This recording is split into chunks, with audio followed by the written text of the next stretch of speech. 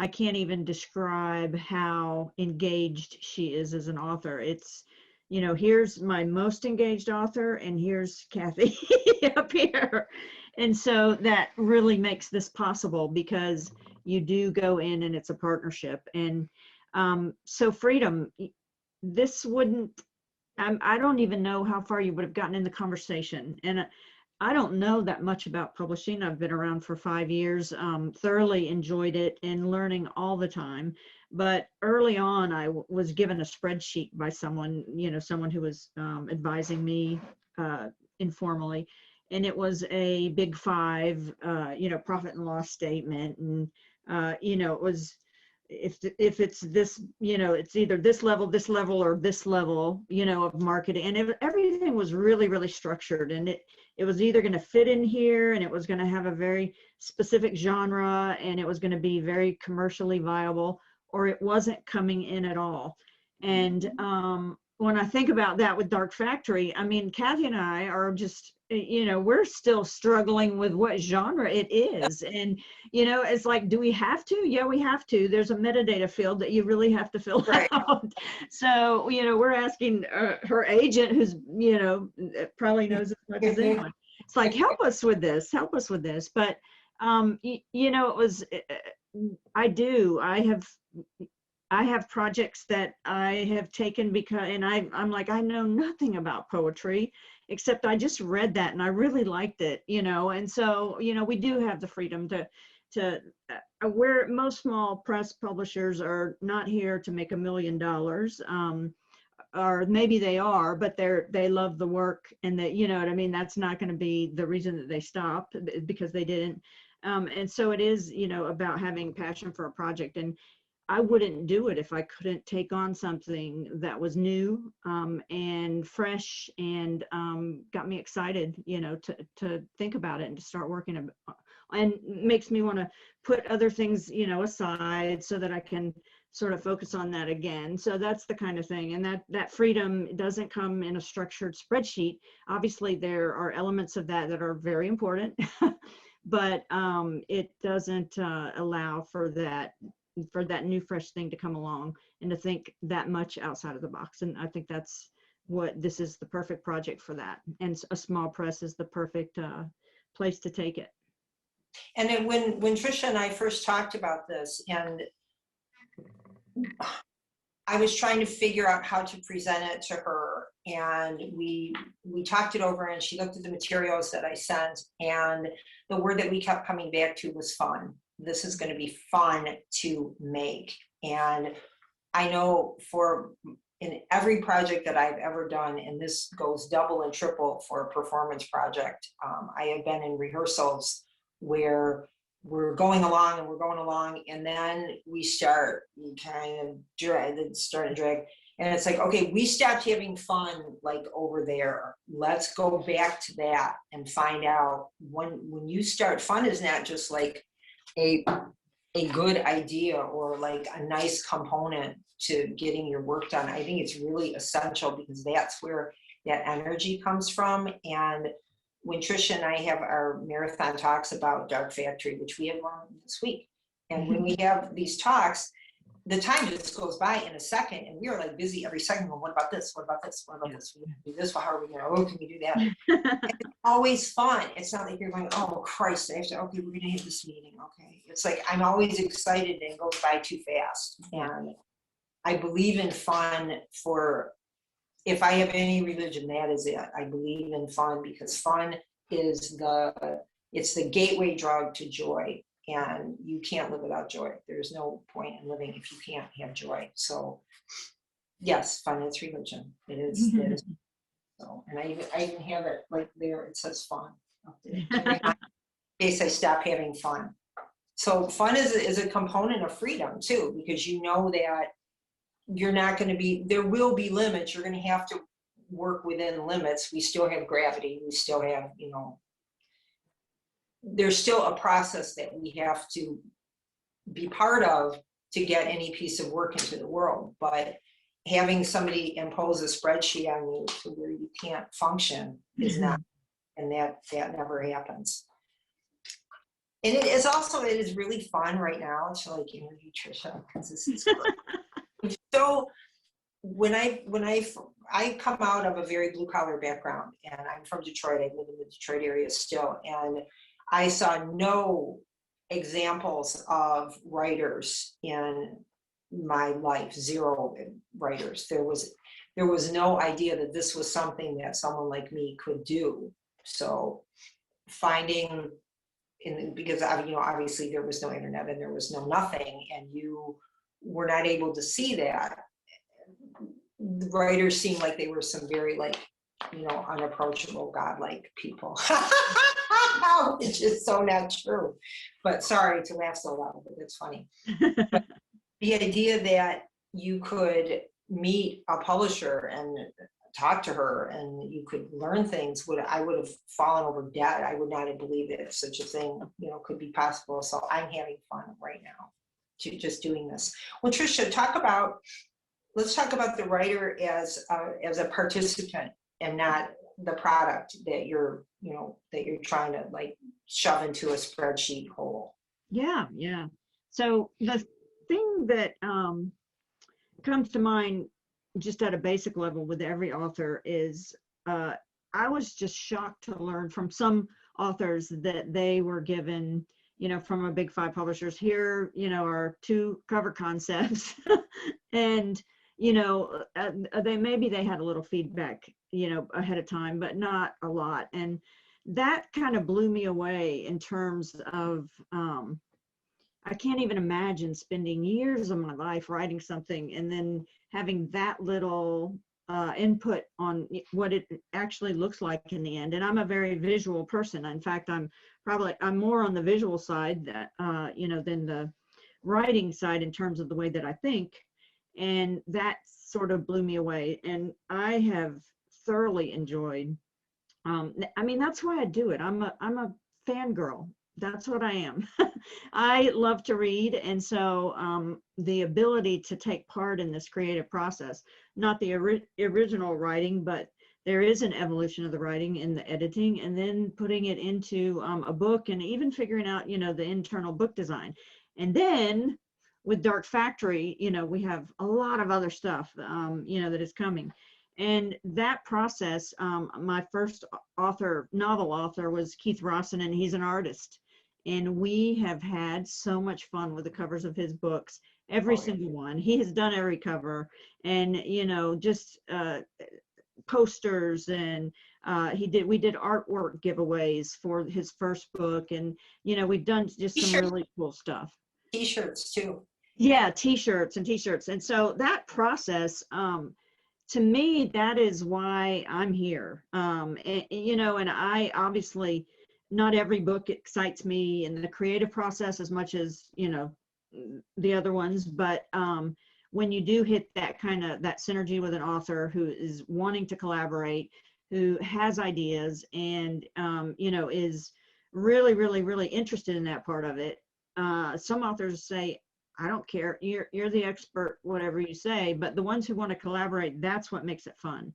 And, with Dark Factory, our challenge with this will be to narrow down what we can actually accomplish, because we have 10, 20 new ideas that are just really awesome. They sound, but they may not turn out to be that way, and that's fine. But that's going to be our challenge, is actually figuring out what we can accomplish, and we're doing that now. Prioritize what's our baseline, what is our second tier of things, and it's an immersive novel.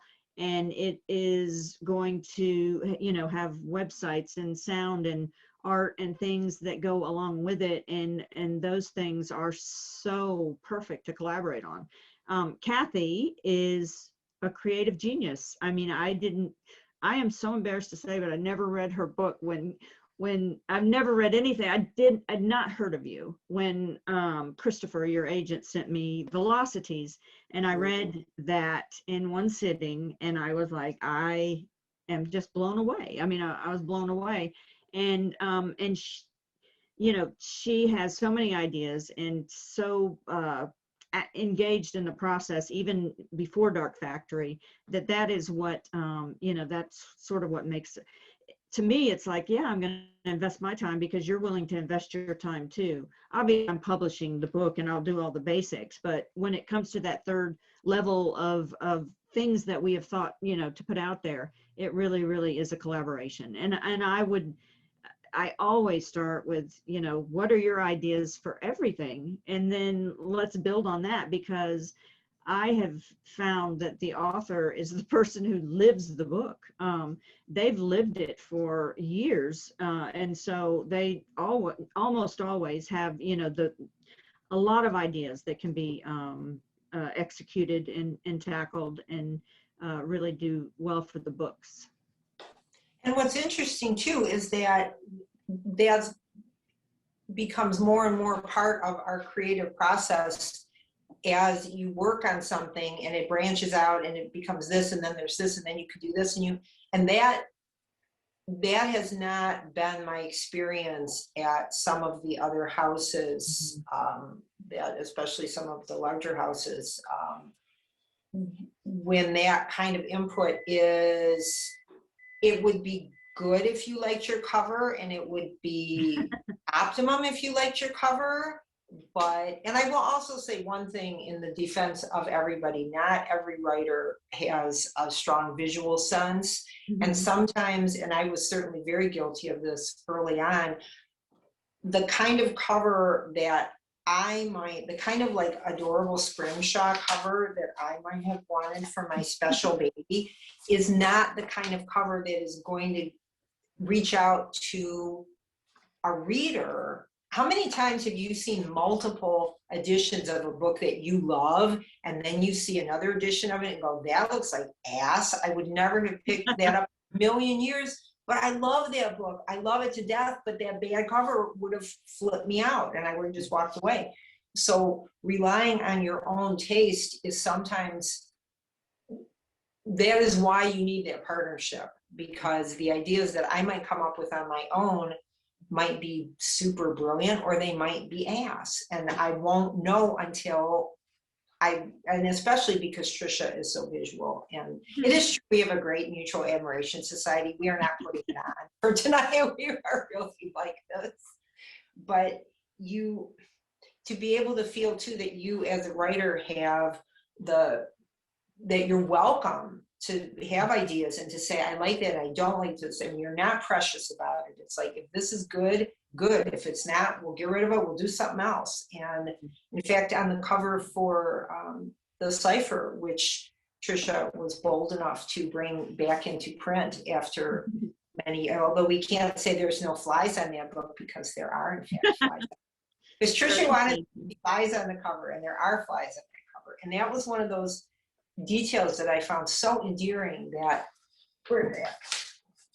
is, if you look at it, there's like this tiny little fly right there, right? And that she was looking at this, and there are like little flies through the text, that she was able to look at this book as not only as, here's this book that I'm reprinting, and it's like this classic novel, and it's, it's really good and stuff, and I'm excited about that. But that as an object that people could be excited about looking at it and finding these little, Easter eggs in it, and finding, okay, this is an object that I want to have. I like this book. I like what it says, but I also like it as a book. And that takes more than one imagination. That takes more than one, creative mind behind it to bring something like that to life. So yeah, that's in that fun of collaboration, as opposed to like this lockstep formula, is also a component of being brave, brave in the work that you're willing to take on. And Trisha puts an awful lot of work into these books. All the small press, you have to put a lot of work into it, because you do not have, a pack of minions to do your bidding, right? You're going to do a lot of this yourself. And if you're not enjoying it and you're not loving it, I mean, Trisha, can you imagine working with a book that you thought was like just sort of okay, and trying to, you wouldn't acquire it to begin with. You wouldn't, you don't need to fill a space on a shelf that bad. Right. Yeah, I can't imagine that at all. I think that that's part of, why I'm in it, is to find books that I really love and want to share. And that's the huge part of the process for me. So I can't, I wouldn't do it, but it's, I'm a small press and I have that luxury. So, You have the luxury because it's not, it engenders a kind of trust when, I mean, it's a bespoke form of publishing, right? In that sense, it's like couture publishing. It's like, I'm not making a million t-shirts with a hot dog on it. yeah. Nothing, vegan hot dogs. But I don't have to do that. I can put all my resources at the service of these particular projects. And that way that I know that what I'm offering at the highest, caliber of work that I can bring out. And I feel proud of what I'm offering to people. And, not everyone is going to love everything that your cat puts out. Not any press is going to put out books that everyone uniformly loves. But what I also find with the small press that I don't think you literally can do this with a large house. You have the feel of there's a curating mind behind the things that press brings out. And you're willing to trust it. Like way back in the day, a million billion years ago, when imprints at publishing houses were more like that. So that was like a brand. You could sort of say, I might not like everything that this imprint brings out, but I trust the imprint enough that I'm willing to give it a shot because it's been close to my taste, and I'm willing to try a new writer that I never heard of just because of this imprint. And I think small press does that now.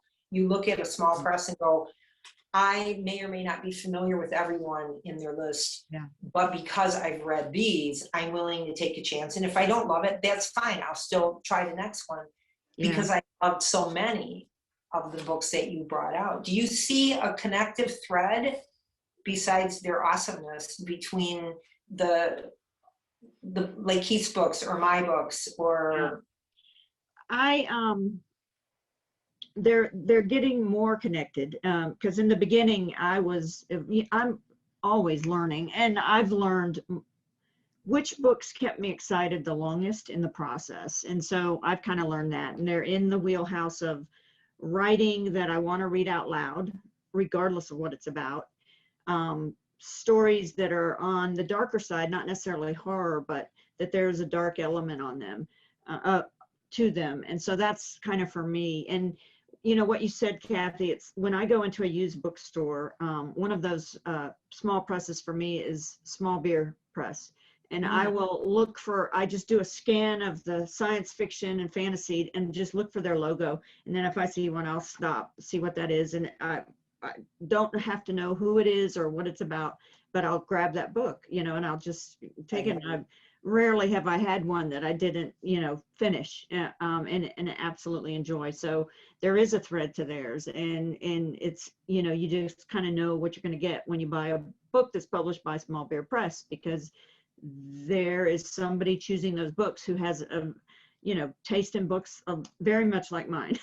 so And there's a curating intelligence there. It's almost like a director where you go, okay, I will watch anything that she directs because I love her. And even if I don't love the movie, I'll still watch the next one, as opposed to saying, do I want to watch this, movie that's been put together as a component of these snakes on a plane, only they're not snakes. And it's not a plane. Man, probably not right now, no. But that you can trust that. And that too that's an enlargement of that conversation, because now the publisher is part of the conversation and the reader and the writer, and you're like all kind of getting together in this room going, okay, we're going to do something really cool together, and I'm going to find this book and bring it to you, and you're going to take it in and you're going to love it or you're going to hate it.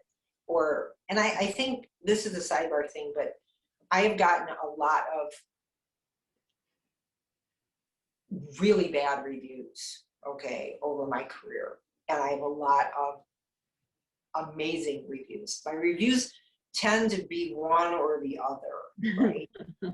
And I have never been unhappy with a really bad review, because I know that we have had that conversation anyway. Something in my, especially the people who will go on and on and on about how much they hate something that I've done. I got you. I had a conversation with you and you didn't like it, but we still had a conversation. And you may or may not remember my books, but I know there's something. There was an exchange between us, and that is the whole point of writing. I mean, obviously I prefer it when it's the other kind of review where people are like, this was great. But good or bad, to have the conversation is the only reason or the only point to doing this. And the more audacious it becomes, the reason that we're talking so much about Dark Factory is that is the project that we're both working on now. And it is very audacious, and it is very diffuse in a way, and it's going to ask a lot of readers. This is not something that you're going to, read while you're, half asleep, or it's kind of okay. It is going to ask a level of engagement from you, and I'm really excited about that. I'm really excited to see who wants to have that level of conversation and even other involvement. We're going to bring readers in very different ways with this one. So this might actually, I had one more kind of okay question, but this might actually be the best time to do the Dark Factory reading, because it might make more sense after you have heard this. And this is the first time that I've ever read anything from Dark Factory, anybody out loud. So I'm very excited to do this for you now. And let me have some water first. And the setup for this, the Dark Factory in the title is a dance club, and it has it's been having its creative ups and downs. And right now we're seeing in this excerpt, we're seeing the main character Ari has been exiled from the club, and the club is spiraling. Lots of things are happening, and now he is back with his boyfriend, where they had their issues, and so all these things are happening and swirling as Ari comes back to the club.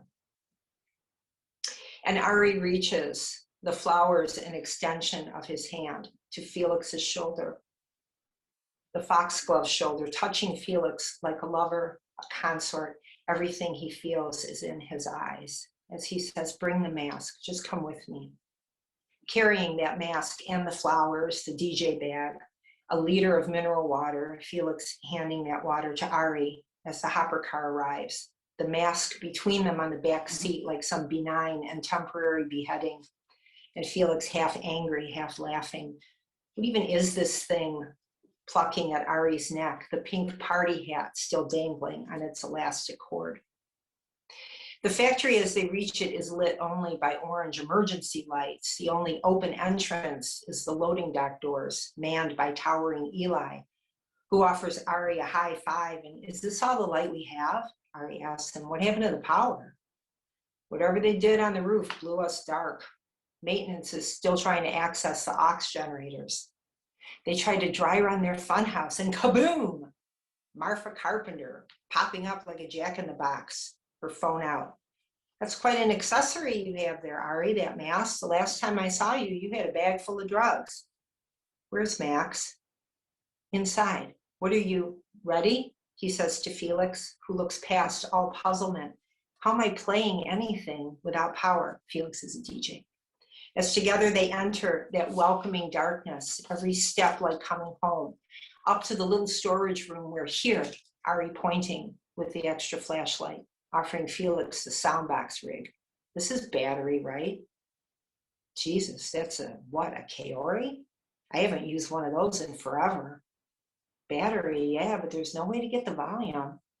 To Ari, but mainly to himself, gingerly investigating the soundbox as Ari props the flash for him, the mask on the floor backlit and watching the flowers beside it like an offering.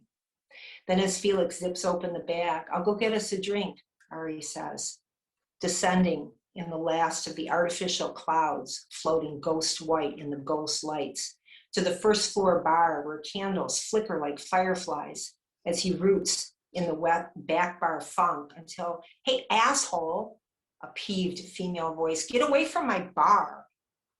Annalise in her chic black bandana. Annalise who laughs out loud when she sees who it is. Oh my God, you're back? Kissing her cheek. You got some champagne for me? She reaches for a gold label bottle, pours herself a shot to toast.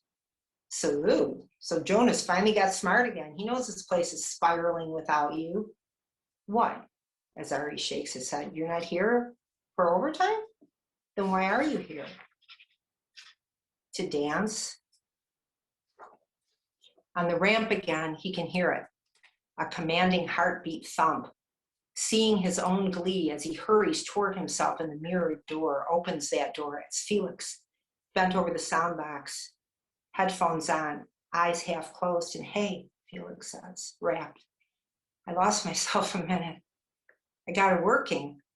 And keep playing, he says, the cork's muted gunfire pop, passing Felix the bottle, a kiss of cold bubbles. Just keep on playing. While Max watches Marfa heel kick a doorstop chunk of gray detritus. This should hold. How did Marfa know he was up here on the roof? Stranded in the sudden exodus as the power went out. And not at all sorry to be left out here alone to wait for Ari and gaze at the neighboring buildings, their windows shutting down for the night, lights and no lights and the street's own lights, palest green on the snow below to turn it temporarily to spring. As far above that man-made cloudscape, the night's true clouds began to clear. The stars arrived. And beyond those stars lies a wider, purer void, past his vision or any vision, let there be light. And now Marfa is saying something about Ari Palace Revolution. People down there are super hyped. They're, Max, be careful.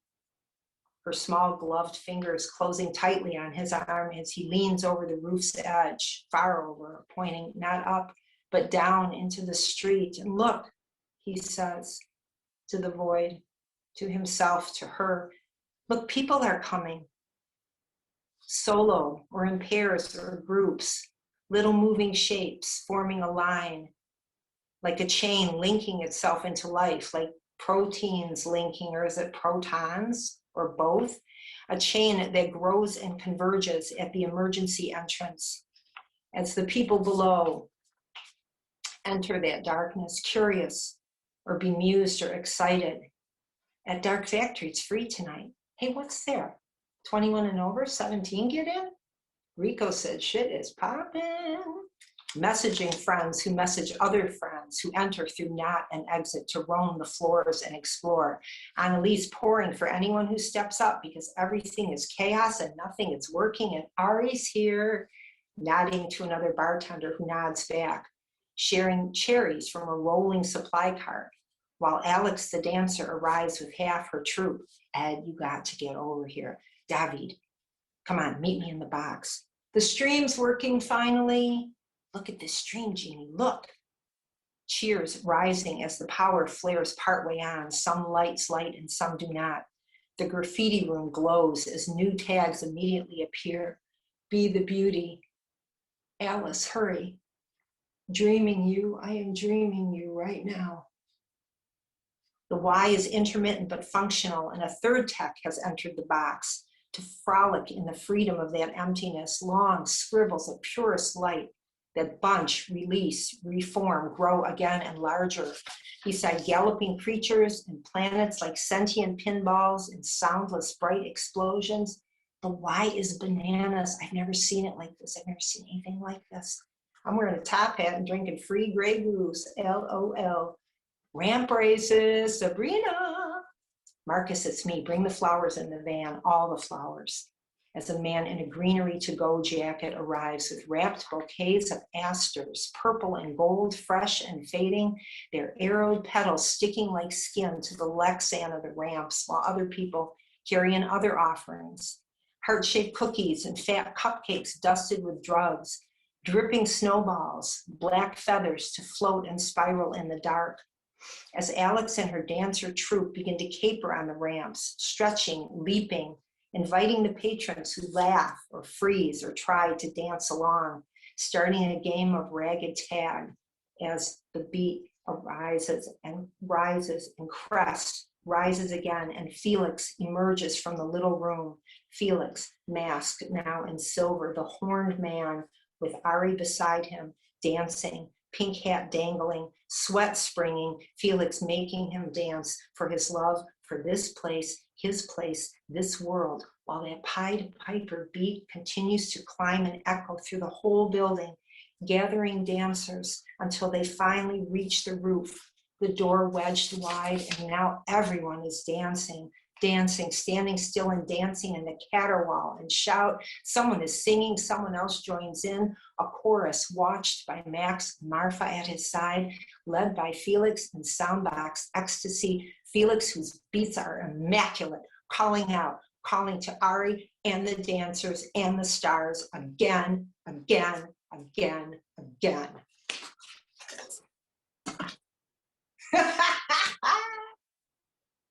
That was so fun. Oh, that is the first Dark Factory meeting ever. Oh my goodness. Oh. Okay.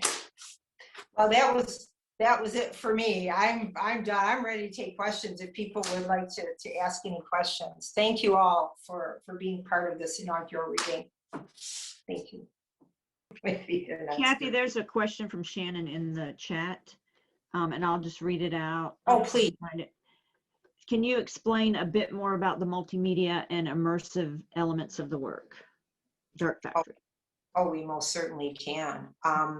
The whole idea of Dark Factory is, here is this club experience, and you experience a club on many different levels, right? When you go into a cool dance club, there is music, there are visuals, there is a scent in the air, there is a feeling of people's bodies around you. Remember when we used to do that and go out amongst people? It was a thing, and we'll do it again. But so taking the idea of the club as a microcosm for the world, and everybody in this club they all have their own lives. They've all come there with their own ideas. They've all come there with their own skill sets. Some of them are the creatives who work there. Some of them, one of them is a club owner. One of them is, a dancer, all DJ, blah, blah, blah. All these other things are happening. So to adequately reflect that whole microcosm, we said, well, this has got to expand out from just the narrative, or the narrative itself is bigger than what is on a sequential page. So we are devising, I'm not being coy, we are in the devisement process of trying to figure out how do we want to offer this to people so they can have that experience too, because not only is this a dance club, in the narrative, things start to happen at this club that affect people's own consciousness and the way they take in reality. Or because if you've ever been at a really, you're dancing and it's really great and you're with all these people and it seems to go on forever, and you do kind of get that little shift of reality, right? Where you're like, I don't ever want this to end, or I feel like I've been dancing forever, or the shock of walking out of a sweaty, wonderful club into the cold night air, and you're like, oh, there's this whole other world is going on. I forgot about it. I forgot it even existed. So we want to create that feeling of immersion with the project. So when you are in the Dark Factory world, you are in the world. We have many plans for you. We have a lot of things we want to do for you, and ways for you to engage, and even create as well, help create the project as well. So with the narrative being, I mean, it's a fully fleshed out book, but there are jumping off points. So you can go down, you know, rabbit holes in a variety of ways. And one of the things, you know, if you think of fan fiction, but fan sort of everything, we want a lot of engagement. And again, the experience with the cipher, when people were sending us fan art, and so we said, why don't we have a fan art contest, you know?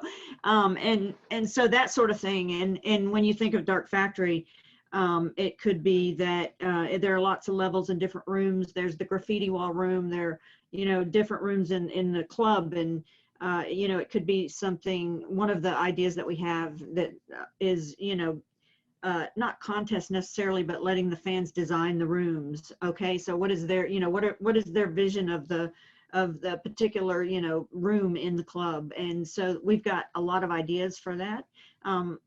One of the things is, if you're, you know, is that the story doesn't stop when you finish the book.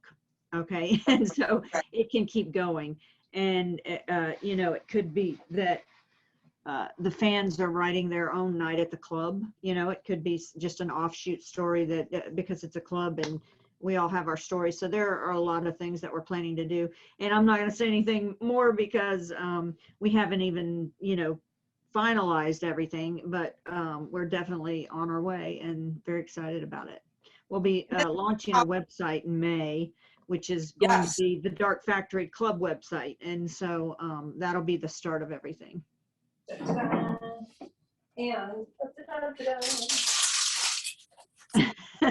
well, because I love it so much. I know, it's super cool. It's so cool. Yeah. And so that's our website. Give that engagement experience to people as much as they want to have it. I mean, maybe you are designing your own avatar for the club. Maybe you are just reading everything and you are perfectly happy doing that. That is also awesome. Right. And that's the thing is we'll have it for, you can jump off, but you don't have to. So yeah, we had to make a decision on, will we actually do a print for this? And in the end we did, because of libraries and things like that. So, but you know, it is going to be a jumping off point for people who want to experience it more. And I mean, even that, even saying that, what a quintessentially creative idea is it to say, well, we want to do this book, but can it even be a book? Because we need to think about that too. Mm-hmm. If you go to, you know, naming no names, but like super large publisher and go, I want to do a book, but it might not be a book, but I'm not really sure what it is, and it's a narrative. How soon will that conversation end, right? I mean, if it is not going to fit into that P&L statement, it's like, what do you mean it's not a book? And we really hashed this out and tried to figure out what is the best way to present this narrative to make people excited about being part of it and to make sure that they're able to engage with it as much or as little as possible.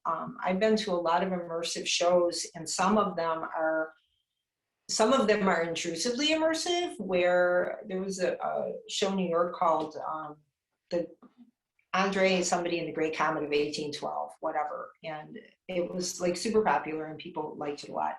But it was extreme. It was like really high-end dinner theater where they would like sit down at your table and make you, you know, party with them. And what if I don't want to party with you? You know, what if I enjoy it by just sitting and watching? Maybe I do not wish to, you know, imbibe with you, whatever. So as we're saying all this, if you are perfectly happy just reading this book, then you can read this book, and we will not come to your house and hassle you and make you dance. But if you want to dance, no, we will take you dancing. We can do that too. Are there any questions that I am missing in the chat, or does anybody like, I see you guys out there. There's one question in the chat. Let me just push it back up. Yeah. It is from Michael Ruel, and they're asking how much of this project has been impacted or inspired by life during the pandemic. Would love to hear how these two things might be feeding into one another and what's helped with crafting it. That's a really good question. I don't know that I am far enough away to answer it.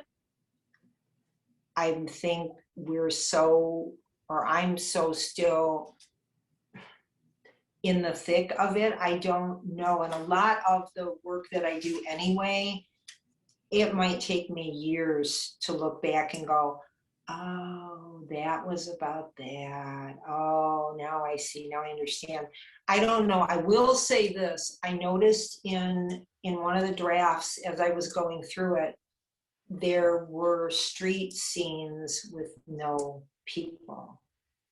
And that was disturbing to me because the characters would be, going from point A to point B and ruminating and whatever. And then I'm noticing and going, wait a minute, I don't see any people on the street. What is that about? So I'm sure it's in there percolating. How can it not be, right? But I don't have a direct experience of it. Now, maybe I will, like someday.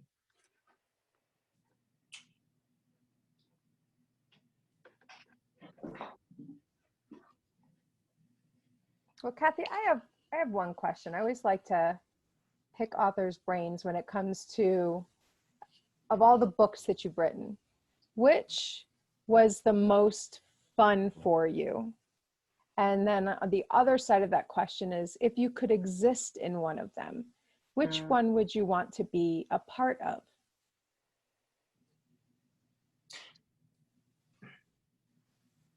Well, I love all my children the same. And all my many books, right? I love them all the same, and they're all very, very special to me. That is true.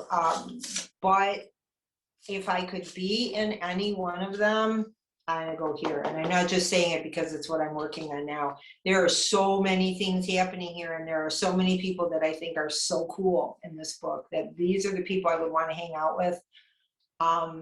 Conversely, I would, if it is not Dark Factory, I would have to say Under the Poppy, because I loved the Poppy people so much, very much in the same way. It's a huge cast. It's the Victorian brothel book, and so people are doing all sorts of interesting and entertaining things with puppets. And we can't see it now because I can't turn this apparatus around, but about 3 feet from me is an enormous 6.5-foot puppet with a horse's head, and an anatomically correct man is sitting in this room, and then 2 other puppets beyond it. So they very much became part of like my actual world. They are in this room.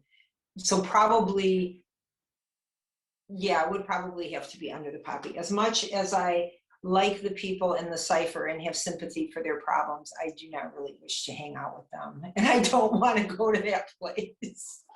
I've been in places like that, and I don't want to go back to them. I did that, and it was great, but I'm not going to do it again. So, but it is true. And whatever the thing is that you're working on at the moment, obviously has your heart, because that's where you're at. But this really is a very special, my signboard is true though. It really is an extremely special project to me, because it is really stretching me a lot as a writer and a creator. And to be able to do that at this stage of my career is huge. I'm thrilled with that. Awesome. And there's one more question in the chat. It's from David Rice, and he's asking, how do you think about the relation of the supernatural to the natural in your approach to horror? Like how the fun hole in the cipher is situated within a world that feels very real. These points of contact seem to generate the horror in a powerful way. Is that part of how you see or seek the horrifying? I think the horrifying seeks us, number one. I'm not trying to be funny. I mean, I don't think you need to look for it. I think it's out there all the time. And what to me personally is most frightening or disturbing is loss of control. Loss of control that leads to harm to someone that I care about, or someone I'm protecting, or the feeling that you are at the lip of something that you can't stop or process or control, and that everything that you do will have no effect on it. And that unfortunately is present in our daily life all the time. Go in any hospital and you will see it. But I think supernatural is maybe not a word. I think it's a word that maybe has come to have other meanings than it should or that it can. I don't think there's anything less frightening than the paranormal. You know, when it is a thing apart, you're not afraid of it. You're not. Why should you be? It's not part of you. It's not part of your world. It's not part of, why is the monster under our bed so frightening? Because it's under our bed, right? It's right. It's not like the monster over there that you can shut out. It's close to you. It's part of your life. It's living under your bed. If you have to get up and take a pee, you're dead. So it doesn't get any closer than that. That to me is where the fear comes from. And the things that you fear as a writer are the things that you can probably make. I can never write a story about the monster out there because it doesn't frighten me. I'm not afraid of that. We got plenty of monsters. We've had them forever and they're never going away. But that other kind of maybe another word for supernatural too could be like the numinous or the liminal space. And actually Dark Factory also skirts that liminal world pretty heavily, because I do think that we're seeing, and this I might be a blowback from the pandemic, but we are seeing ourselves in places we never expected. We are being pushed into behaviors or restricted from behaviors, or our world has changed so dramatically in ways that we haven't even started to grapple with.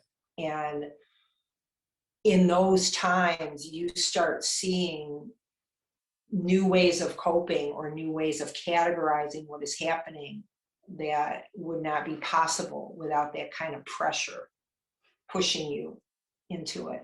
And that kind of liminal or numinous behavior, that's for all of us now. We are all doing and seeing things differently and experiencing maybe dread in a way that we never had before, or courage in a way that we never have before, or looking at other people, right, in a way that we haven't before or haven't had to, for good or bad, or realizing that maybe people that we thought that more people would work harder to keep everyone safe than have been. I mean, we are seeing our world change so hard. So that's where the liminal lives, and that's where we're living now. Did that answer any of that question? I hope that it answered the question.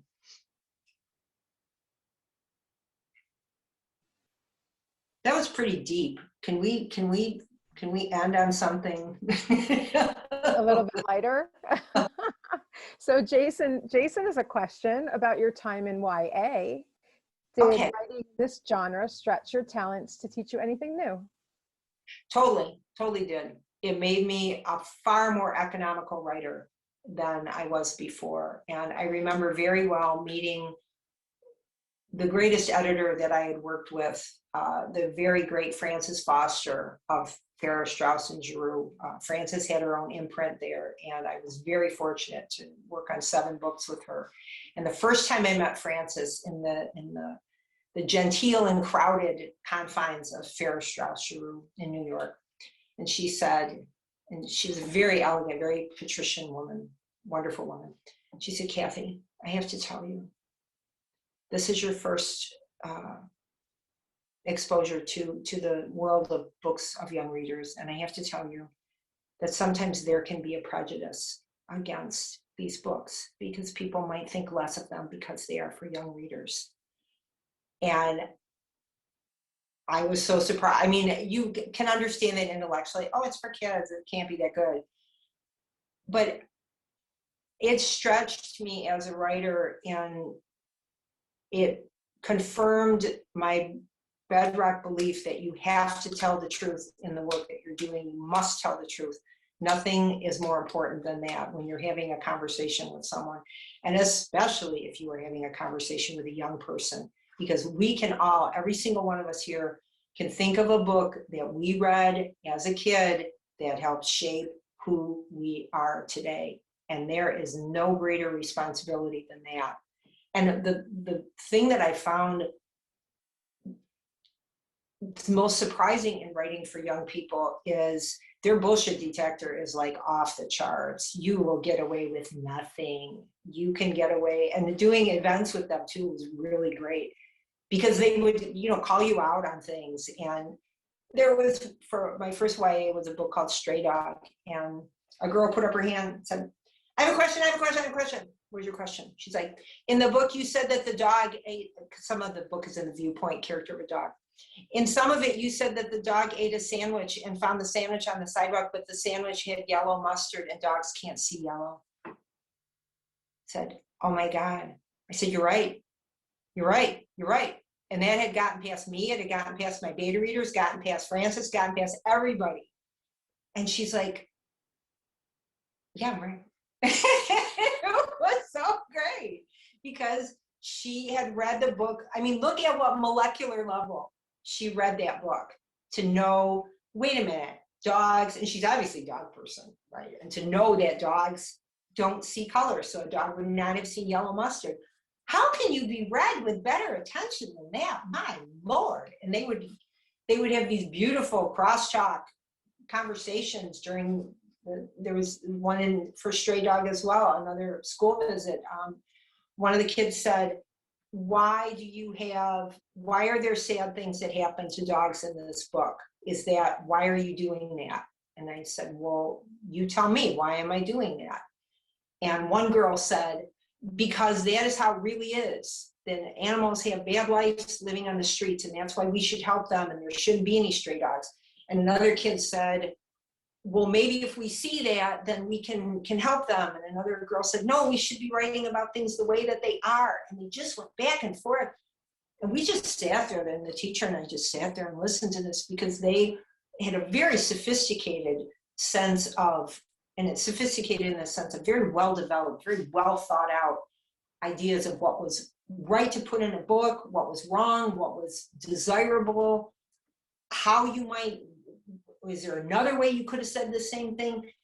You can't get a more engaged audience than that. I mean, if anything, it spoils you, right? You're like, come on, grown-ups. We can do this too. We can do this. Come on. But yeah, that was my big takeaway. And that was another kind of publishing that I had never experienced before I went to FSG and Frances. And Frances has sadly passed some years ago, but she was quite a force to work with. And yeah, it was a wonderful experience for a writer to have, for this writer to have.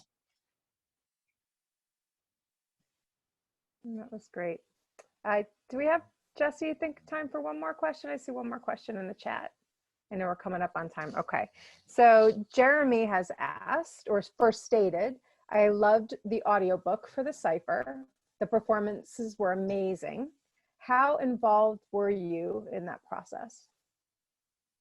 0. But I was a happy listener. I was a very happy listener. I did hear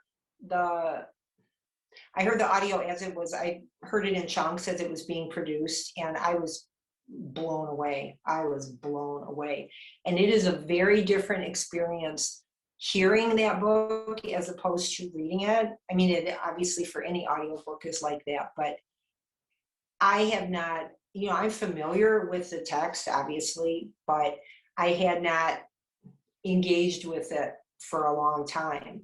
And hearing what he did with that book made it new to me, and I laughed at the funny parts, and that is a whole different kind of art form. And we also, not to make everything about Dark Factory, but everything is about Dark Factory. But we want to involve audio as well in another way that we present the book, because it is such a totally different way to engage with people and to engage people with the narrative and with the, I guess you can't call it the text, with the, yeah, with the narrative, with the story.